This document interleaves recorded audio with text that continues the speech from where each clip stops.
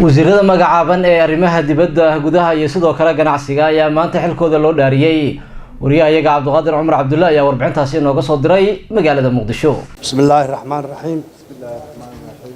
Waxaan ku dhaaranayaa magaca Ilaahay.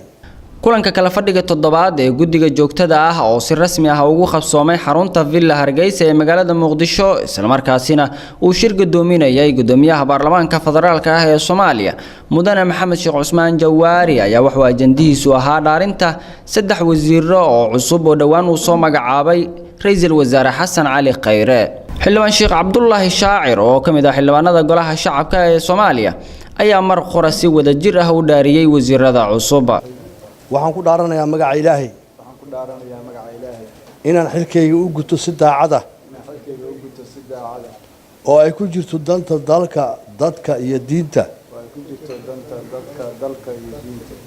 dhowrana dastuurka qaranka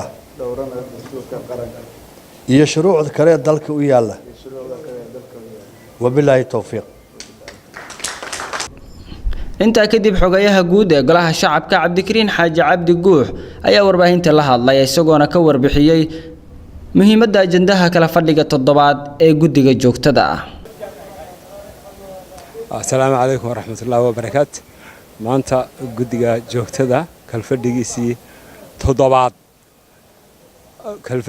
toddobaad aan caadiga ahayn ayaa ka qabsoomay Villa Hargeysa oo ah guriga gudiyada waxaana gudoominayay gudoomiyaha golaha shacabka Professor Jawaari iyo gudoomiyaha koowaad mudane Cabdi Wali ayaa gudoominayay waxaana ajanduhu ahaa oo hawsha fadhiga gaarka loo qabtay waxay ahayd dhaarinta saddexda wasiir ee cusub ee uu soo magacaabay ra'iisul wasaaraha xukuumadda Jamhuuriyadda Federaalka Soomaaliya.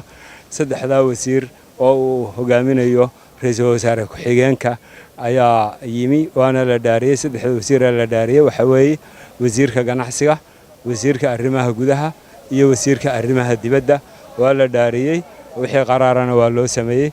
Cabdiqaadir Cumar Cabdulla Fiidka magaalada caasimadda ah ee Muqdisho, Somali Cable TV.